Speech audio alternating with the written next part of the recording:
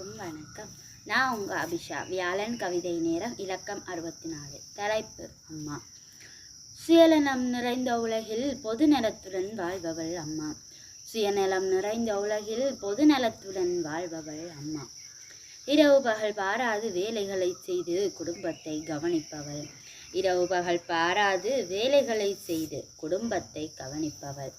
காலையில் சூரியன் உதிக்க முன்னெலும்பி சூரியன் மறைந்த பின்னும் அவள் ஓடிக்கொண்டிருக்கின்றாள். காலையில் சூரியன் உதிக்க முன்னெலும்பி சூரியன் மறைந்த பின்னும் அவள் ஓடிக்கொண்டிருக்கின்றாள்.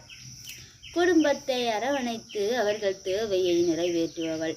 குடும்பத்தை அரவணைத்து அவர்கள் தேவையை நிறைவேற்றுபவள்.